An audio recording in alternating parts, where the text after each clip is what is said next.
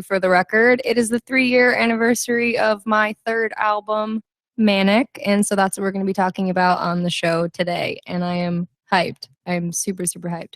I've talked to you guys a bunch about the singles before, all the stories behind the Without Me's, the You Should Be Saws, the Graveyards, but I'm going to get in and we're going to talk a little bit about the most important and fun part of the music, which is how I make it. So I have a friend with me here today.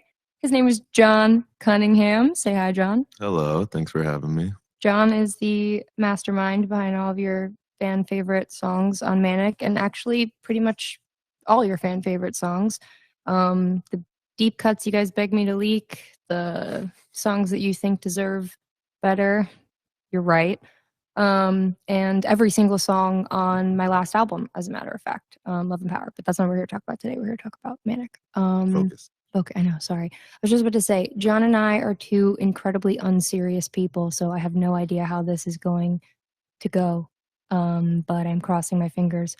Also, I'm not in the chat right now. I will be in a minute or 2, but I got a new phone for the first time in like 4 years, so I got kicked out of the app. So it's already going really well. This episode is already, we're right on track. Anyway, so I have John here with me. We were just listening to Ashley, which was the song that I just let you guys in on. What a fucking song. Good song, right? So good. Yeah. Yeah, you sound amazing on that shit. That's one of my best vocals, I think. It's up there. I think that's sure. got to be up there. Definitely best lyrics up there. Yeah. For sure. That apart from my beating heart, it's a muscle, but it's still not strong enough to carry the weight of the choices I made. Whew. The only time and space between us wasn't lonely. Yeah. You snapped. Or the I'm bursting out of the seems like now. Yeah. Ooh, You ate come that on. one. Give me my Pulitzer. What's going on? I'm ready to go. Listening to that honestly is like super inspiring because like I think that when I spend time away from the records, like especially when I'm touring, because I play only certain songs on the tour, and then I get like so used to the live versions of the songs, I forget how the record versions sound. And I gotta say, that's like a pretty insane way to kick off an album. Yeah, that song. It really is. Also, like you have to have like a really good album to follow that song, because imagine you should start with that song and then the rest of it's super mid. Yeah, well, the song itself is manic in of itself. For sure. I thought you were going to say the song itself is mid. I was like, whoa, okay. We're starting off in a That's what time I'm on today. Yeah. It's funny, before we jumped on, you were talking to me about Eternal Sunshine. Oh, yeah. What did you say? You were like, I bet you watched that movie and you're like, oh my God, that's me. Yeah.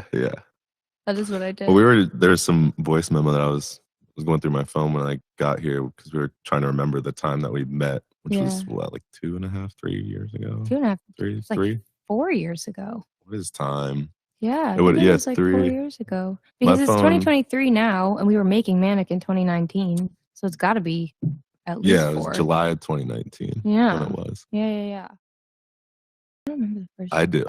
What was it? It was Wipe Your Tears. Oh my God, Wipe Your Tears was the first song we ever made together. What a crazy way to walk in. John, I don't have the chat, but I'm telling you, it's probably going crazy right now. Wait, can I get on the chat? Wipe Your Tears is like a fan. I want to see what's up with the chat. Fan favorite. There we go. No, I remember, oh my God, the chat. People have been hitting me up for a long time to like send beats to them that they would then send to you. Yeah. And I was like, look, you were doing it through people for a while. Yeah, I was like, look, you don't get it. I fucking love Ash's music. I've loved her since SoundCloud, but like I just don't send beats. I just don't really do that. Look at this chat. It's like going so fast I can't even. Yeah, no, it's funny too. You were like, I don't send beats, and I was the opposite, where I was like, I don't write in the room with anybody. Yeah. Because I like to just like get a track and then like write my song without people like whatever. And then we ended up getting in, and we obviously got along. Yeah, somehow you agreed to let me go to your house, and I think the first time I showed up, I played Wipe Your Tears, and I loved it.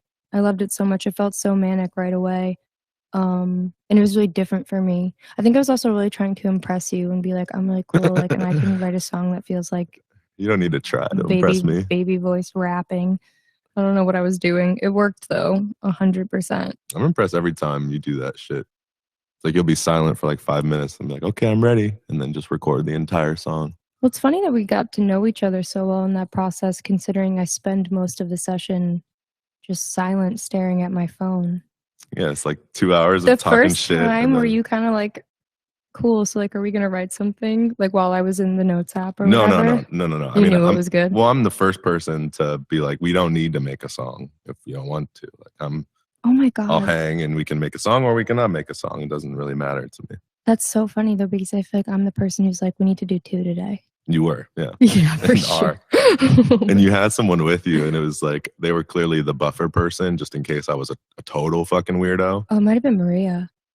I was broken. Yeah. And yeah, no, there's always a buffer person. The person who's supposed to be like but I think it worked out well. She's got an appointment. You had a dog, so when I was feeling uncomfortable, I just want to play with the dog. Jags. It's the best ever. I know. He loved you so much. Best. He loved you so much. Actually, I feel like most of your time spent was outside playing tug of war with Jagger while I was in the notes app in my phone, and you would just like play tug of war with Jagger until I'd come back inside and be like, okay, I have the song. Yeah. Right? Yeah. Actually, well, kind of with the exception of the next song, actually. Because I'm trying to remember how this one came to be. Ding, ding, ding, ding. The one I'm about to play. Oh, that one. Did it go? I don't think it went that way. Did it? It totally went that way. Oh, no, it did. Wait, you're right. It did. Oh, wait. Oh, let's play it and then let's talk about it. Okay, cool. Okay. This is Clementine. Songs ever on the album. Ever made, actually. Can you guys hear me? Everything's all good? Are we having technical difficulties? Let me know in the chat if you guys can hear me. Yes. Yay! Okay, great. Awesome. Amazing. John. I think it's me. Oh, John's mic's not on.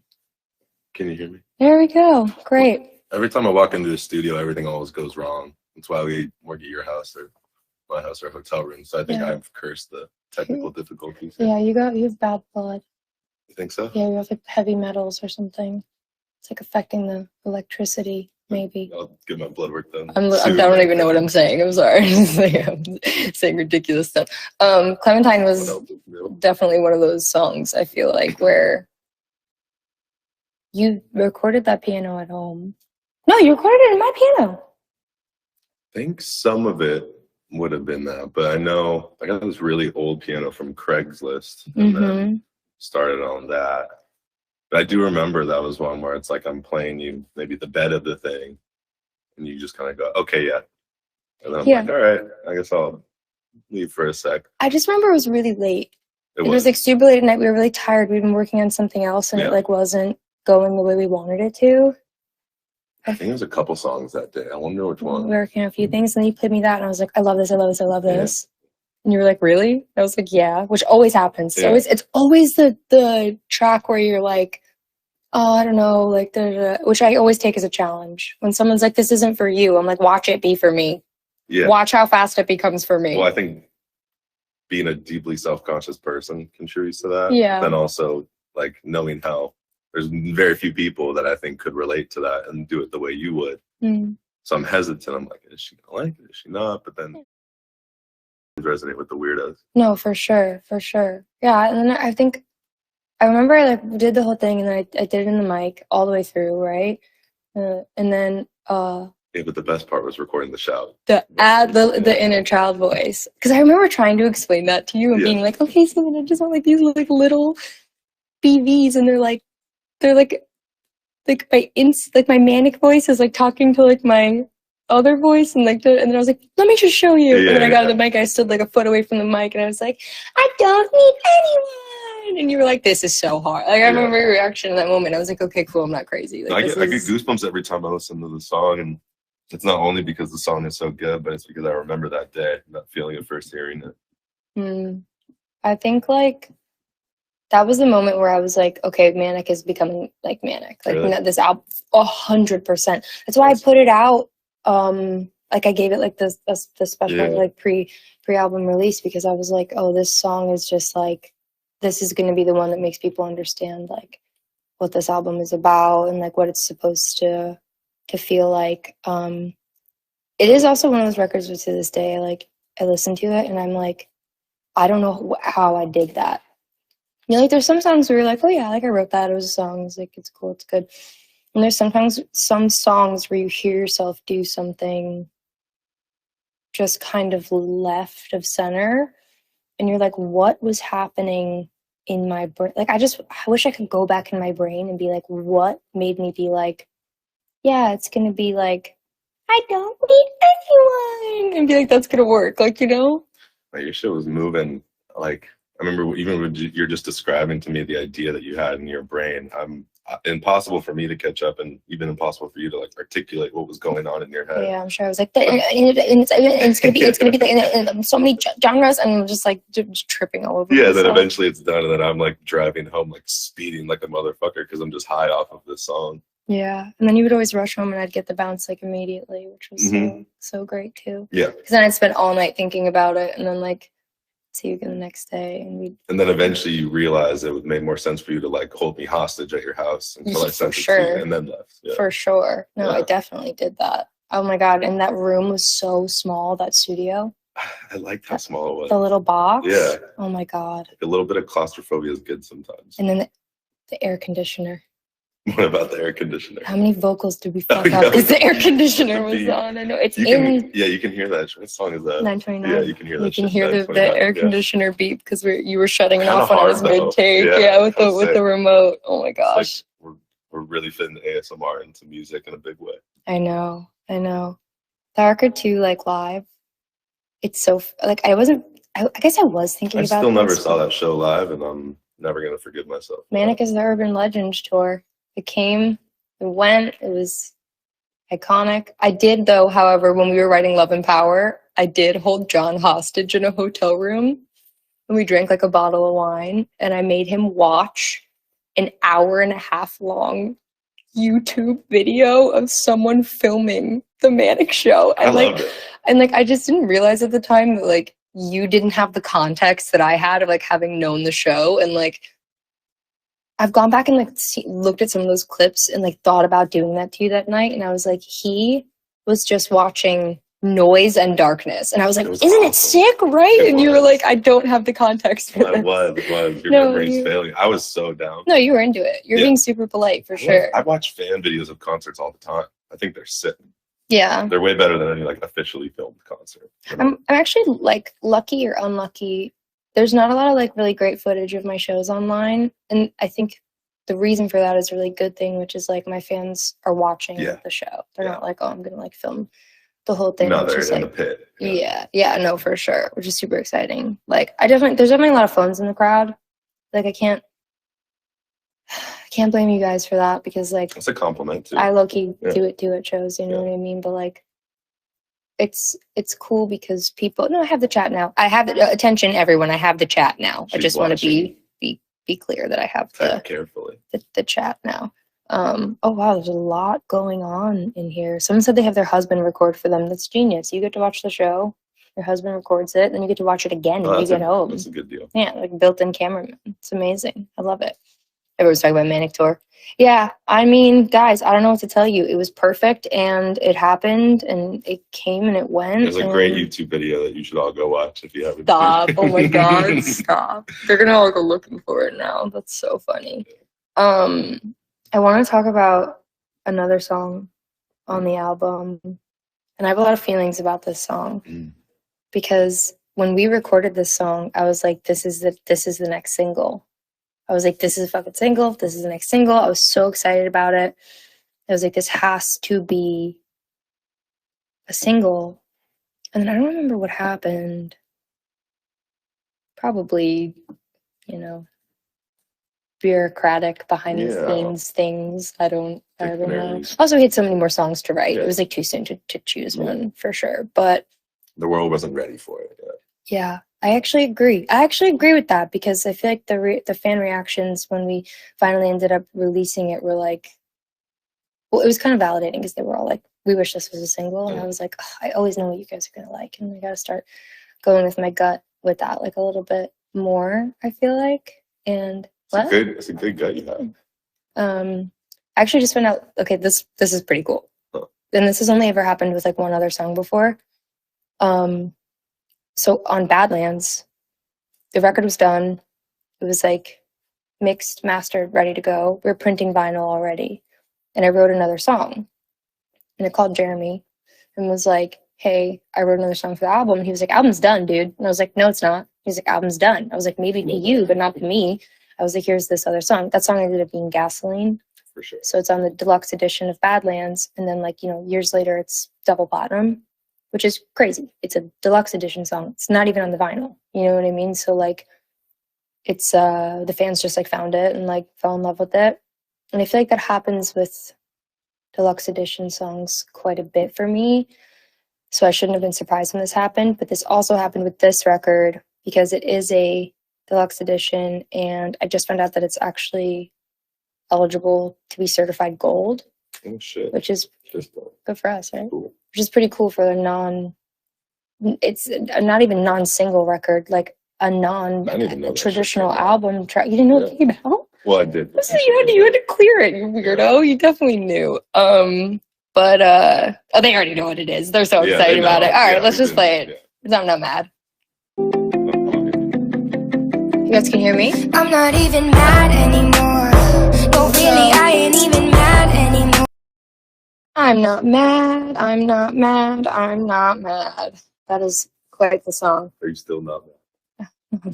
I'm actually not mad. I wasn't not mad when I wrote that, which was kind of like the irony of it. It's like, I'm not even mad. I'm not even mad anymore. I just hope that you... I wouldn't even write a song about it. That's how not mad I am. No, I'm so not mad that I hope that, like, you have bodily injury and your life is incredibly inconvenient all the time for the rest of forever.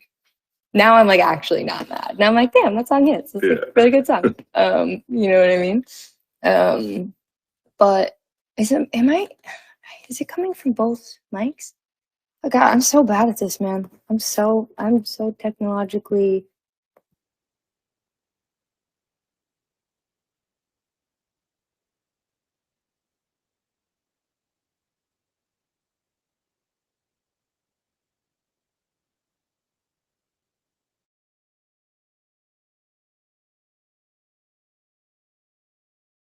One, two. I can't do that because John needs to check 1, 2. Well, now it's coming through my phone, but I gotta get John's mic, or possible too, because you can hear John in this mic. No, you can't hear him, can you?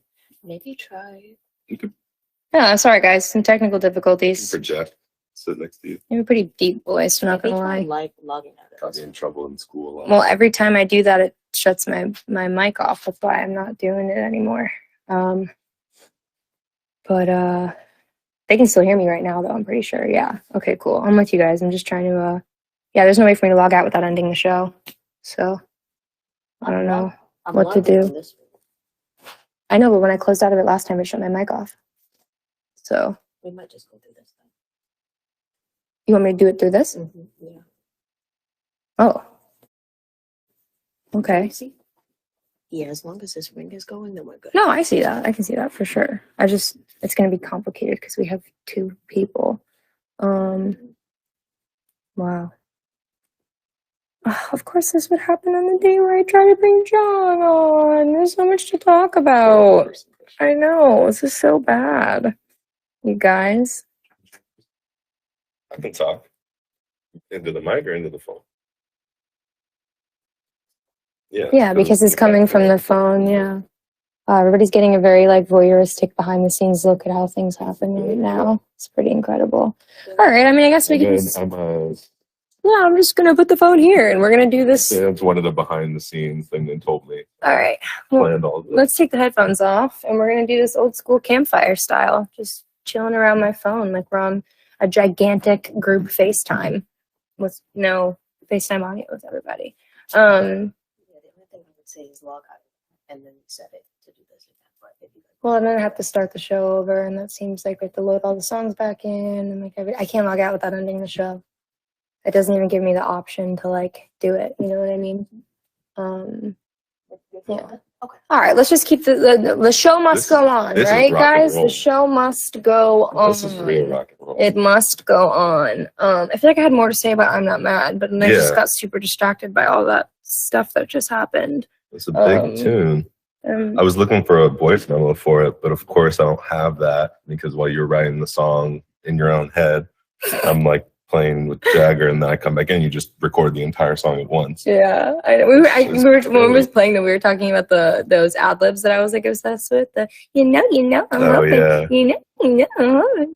And then, oh yeah, and I read you the poem. Yeah. They're not gonna be able to hear it through this, but John's got like a really long voicemail with me reading the poem, which you guys know ended up in I Would Leave Me If I Could, which was the original poem that I wrote that ended up becoming this song, which is really cool. Nice. But what was I gonna say? So I'm reading the chat right now. I'm just trying to see what everybody's saying. Yeah, good stuff. Good stuff. Someone took a screen recording of our technical difficulties. Oh no, That's I the good hate stuff. it. You guys are always trying to get me, trying to bust me. Do you want to talk about KB? Who? KB. I'll show you. Not Kobe Bryant. Killing Boys. Got it. Yeah. I'm trying to. Okay, I have an amazing text message actually that I sent you about this one. Really? And from me, it's like you sent me like a updated version of the demo, and I was like, yeah, keep it like that. We'll do pizzicato on top, and then I need an 808 or an atonal low end element. And I read that text, and I was like, who do I think I am? Atonal An low end. atonal low end element. Like, who the heck do I think I am? But you snapped on everything. Oh, Like that song now live has like snuck its way into every set, which is like also a really fun thing for like a non-single song, especially when I have so many albums that I still like. I'm like staying on stage for longer time than I need to because I want to play that song. Like, you know what I mean? That's good. Like I like got paid like 45 minutes ago, and I just want to stay out there and like keep doing stuff for everybody until the cops drag me off. Which is why. Well, that was a fun one because I think you had just basically sent me the vocal and nothing else. Well, the vocal, what's really interesting about it is the vocal, the lyrics are mine, but the original vocal melody actually came from Nate from Fun. Oh, interesting. Yeah, and he's like a super, super, super high voice, like even higher than mine. So like that original vocal of his is the it's him doing like the just the chorus actually. I think I ended up rewriting all the verse melodies, but the chorus is like the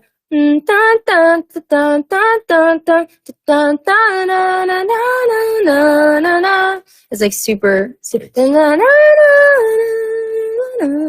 And I remember hearing it and being like, these are very cool melodies. I could never sing this in like a million years. Really? You know what I mean? And then I figured it out. And now I do it live, which is cool because I guess that means that I've got it. But yeah, I sang that vocal and I was like, can you help me make this sound spooky? And that was the start of our spooky journey. Yeah.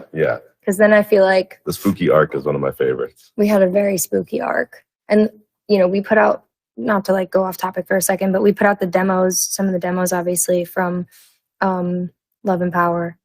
And we put out the Lilith demo, right? We put out the Lilith demo? Mm-hmm. Yeah.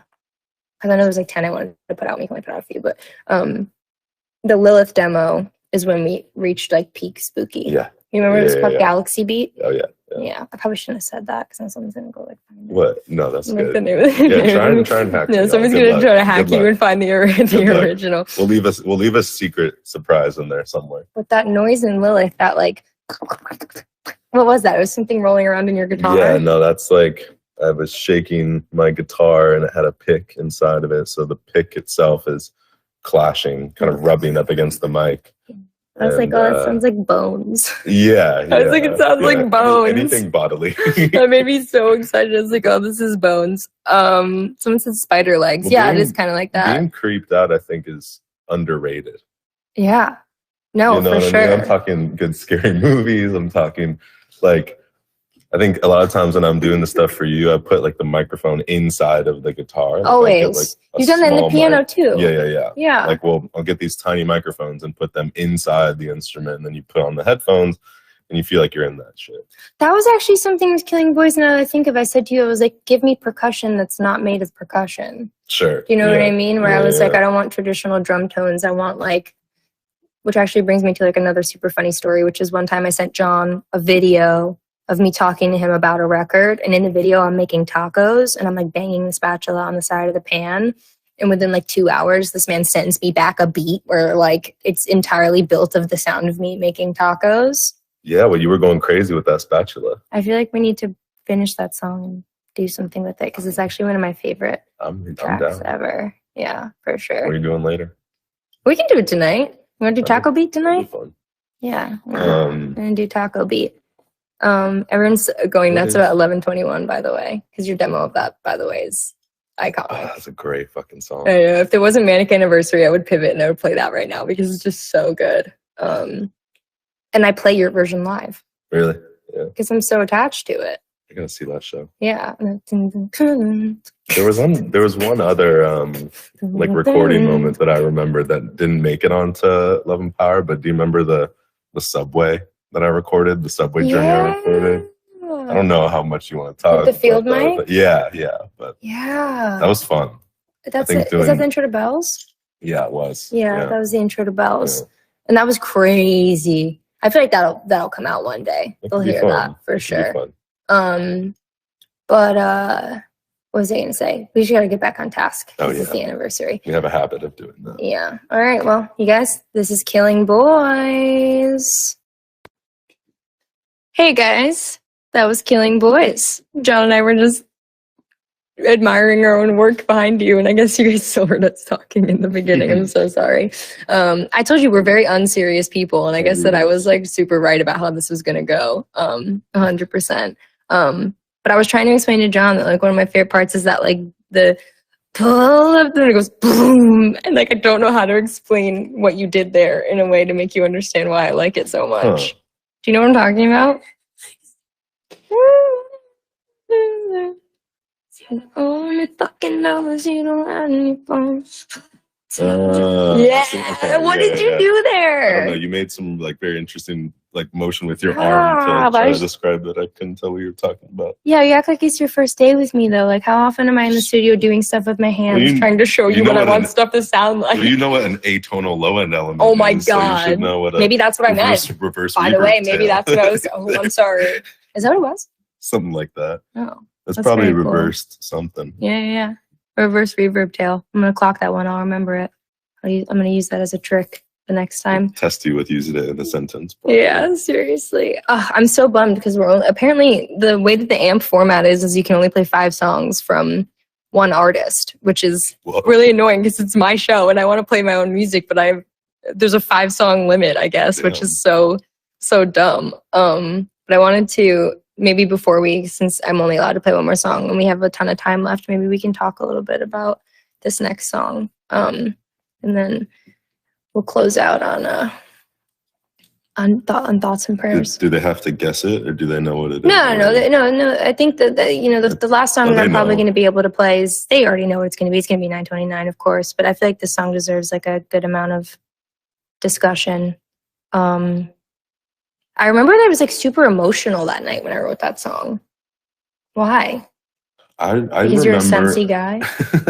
Well, I remember on some of those days you would have your family around, or some of your family around, or you'd kind of be like multitasking, one between family, Ash, and then one, Yeah, Halsey, let's write a song, brain. yeah. And there was just a lot going on. I feel like I was probably going through my own version of shit too, but Yeah, definitely. yeah, I mean, that song doesn't get made by normal good people. I don't No, think. definitely not. You It's have to be mentally impossible. unwell to Yeah. make that song. We were very That's a mentally requirement. unwell for sure. Yeah, I just remember like I remember writing it and I just remember like getting in front of the mic and doing it and like just kind of like losing myself for a second. And I think at that point we'd been working together for so long that I just like there was just like zero apprehension or inhibition in front of you, Yeah, which we is got like what through allowed that. me to get to that place. And like I think also at that point our past few sessions weren't even like making music anymore. We were just kind of like doing therapy. Sure, yeah. And like pretending we Yeah. were tweaking songs and like being like, oh, let's like work on this demo, but really let's just like talk about life the whole for time. sure. Yeah. Which is why I think like feeling so like safe with you at the time is what led me to make a record like that, to be able to like say all those things that were like pretty deeply confessional for me at the time. Once Manic was out, like I felt good about talking about all that kind of stuff. Yeah. But at that point I was still kind of like, pretty. When I think about, it's funny because when I think about making Manic, sometimes I I have to reframe my thinking because I think about it like I've already put out Manic. And then I have to remember, like, this is a girl who, like, the last album I put out was Hopeless Fountain Kingdom. That's crazy. You know what I mean? And, like, I had put out Nightmare. And that was kind of, like, a little more, like, I felt like I was really coming into myself as, like, who I was as, like, an adult artist at that point in my life. But, like, the last album that I had put out or toured was Hopeless Fountain Kingdom. So, like, when I think about, like, that person and, like, everything that I'd been through from then to there and, like, writing that album, you know, you get this feeling almost of you're like, are people going to, like, receive this well enough, like, in comparison to, like, the last project, you know, that I put out. And Hopeless Fountain Kingdom was confessional, you know, like 100 Letters and Sorry.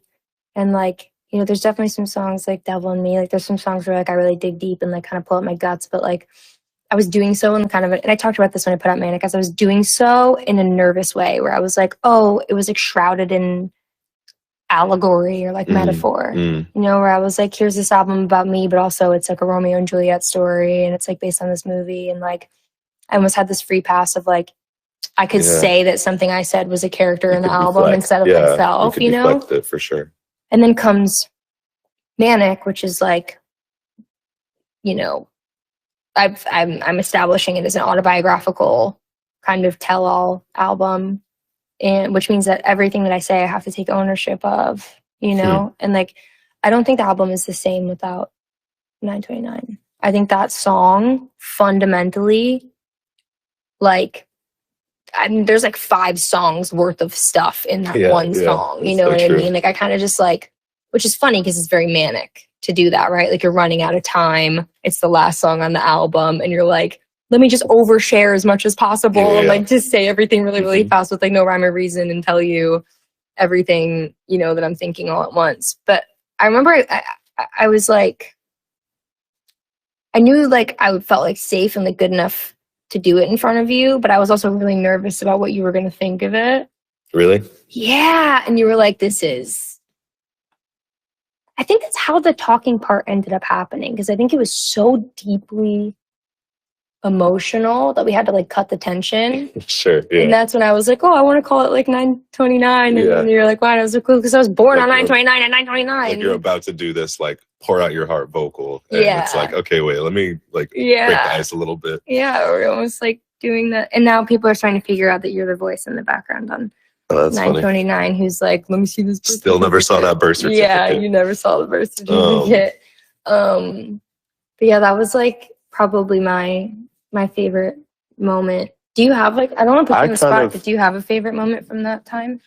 Or were you about to say something? No, I think it's a perfect segue because it was making that song and then getting tattoos of that song immediately after making it. Yeah. That was literally, like, the same day. Yeah, it was that night. Yeah, that night. And so you guys know my 929 tattoo that I have on my hand. John has the same one in the same place, which is, like, we had just met a couple months before and we were making this record together. And, like, you gotta really fuck with someone to get their birthday tattooed on you. And John did that. Like, I was like, wow, this is a fucking real you one. You asked me like 8 or 9 times, like, even when dude is starting to do it, you're like, are you sure? It was your first tattoo. It was, yeah. Oh my God, it was your first tattoo.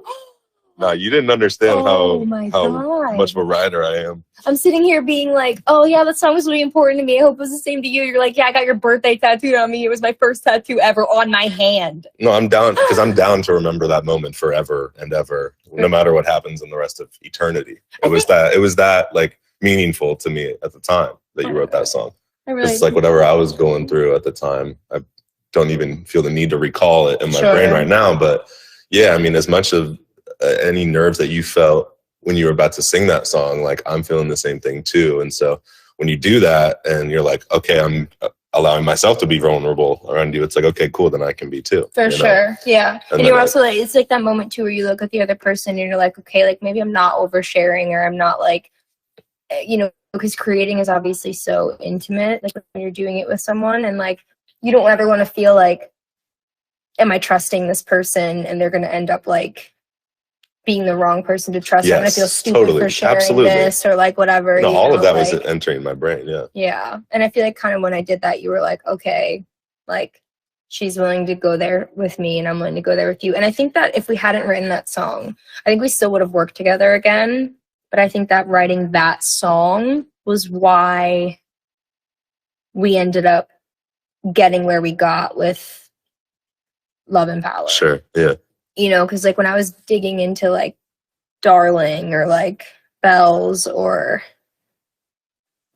Whispers, oh my god, like that one when I was like that's that freaking, you know, why do you need love so badly? But it's because of her daddy. Bet she was brutal and bratty. Bet that she'll never be happy. Like that stuff I can't say in front of anyone but Totally, you. yeah. And then like I know like if I can, and like I know I want people to hear it, but like I'm too nervous in the room, which is why I almost feel like I have to make songs with you because like that's how I get the best stuff. For sure. It's the same reason that I can't, like, I could never have sent you something without meeting you. Mm-hmm. I could never have worked with, like, you and 6 other people in the same room. Like, it just doesn't work. It's too...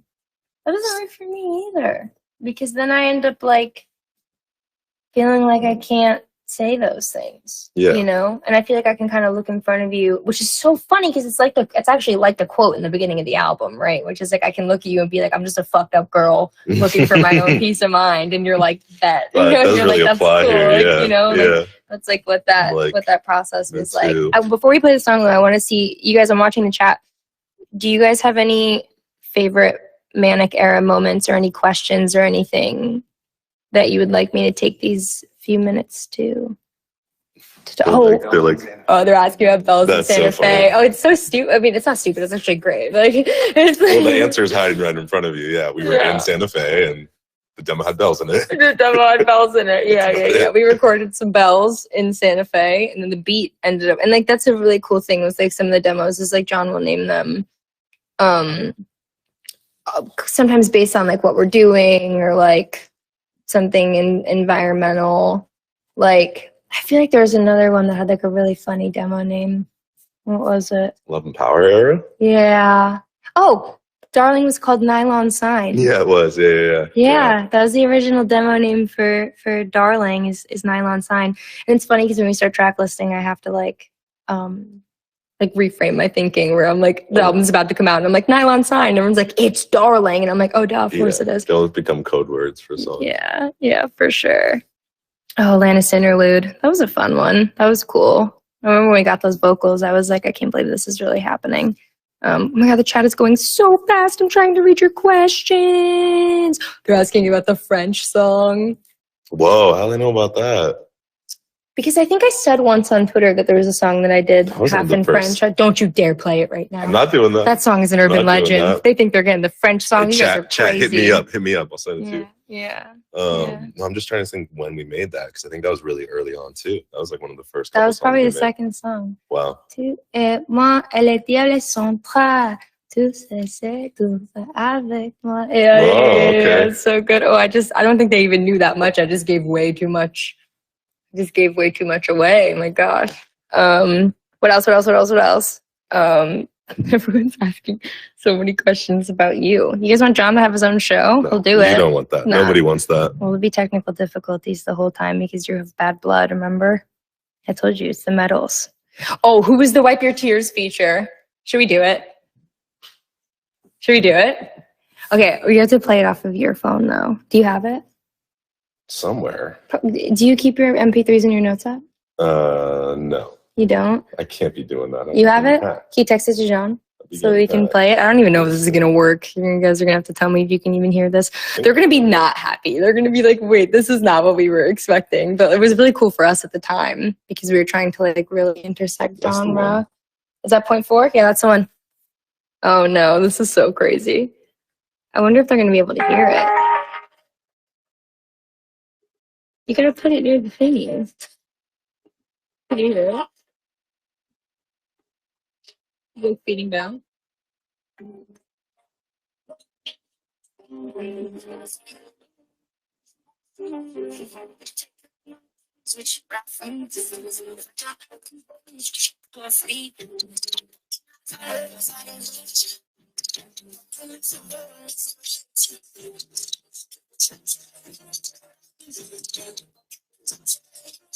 No, they can't hear it. Wait, you know what's funny is I think they can't hear it, but that's actually what it sounds like. Do you get what I'm saying? I think that they think that vocal is chopping. Yeah, someone was like, this sounds demonic. Like I was doing I guess you're never gonna know. I guess they're never gonna know. Darn. We really tried it. We really tried for you guys to hear it. Nobody's gonna guess it. It would be crazy if somebody guessed it right now. It would just be so crazy. No, nobody's guessing it. Two great fan bases would have to come together to figure out this one. Oh my God, two savage fan bases would have to come together. Just smell your phone. I did just. Okay, such a weirdo. No, nobody's guessed it yet. That's weird. Nobody's guessed it yet. Someone's like a rapper. Like, yeah, because they were rapping and it's basically it's a rap song. No, nobody's guessed it. All right, you guys are beat. Oh no, almost, but no. In what world? Who? It's not that, but it's the other that. They think it's close, but no cigar. Yeah. Oh, it's so funny. Okay, sorry, you guys are beat. Another year, another anniversary. Another anniversary. Come on, give me one more question before we close out. Me and John want to answer some manic questions. Mm-mm-mm. Mm-mm-mm. Mm-mm-mm. I'm reading all your questions, but they're going Someone dropped my full fast. government name in the chat a while ago. I'm a little concerned. I mean, it's publicly available, but why? Oh, Why is that I don't even know if I know your middle name. Really? Yeah. I'm sure there's been a conversation about it. It's Carter. Oh, I did know that. Because that's, don't say it, but it's the other thing. Yeah. Anyway, we're so bad at this. I feel like I just forgot we were doing a show and we're just talking to each other. Ernestie's asking why I was covered in glitter. Guys, there's just a visual that got dropped. Don't worry. It's not. What's that? Is that? It's not that serious. It was like a Spotify canvas that we just ended up not using, I think. Webster Hall. What about Webster Hall? Oh, they want Manic Live at Webster Hall. That's funny. Oh, I want that. That's super funny. Manic album art reveal. That was pretty awesome. The big painting. The painting, yeah, gangsters. That was pretty crazy. Someone was like, "It is that serious." What do we got? What John wants, John gets. So true, bestie. So true. Love that. They just keep asking for Manic Tour. You guys. That's me spamming the chat for the Manic Tour US. It's you. Yeah. You just want to see. Yeah. I might have to do one Manic show just so that John can see it. And then you guys you get lucky. I do like a Manic residency just so John can watch it 5 times in a row. And you guys can all vibe with John in the pit.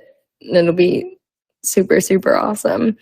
Come on, I'm waiting for one more good question so that I can play out the very, very last song. Oh my God, the chat is going so fast.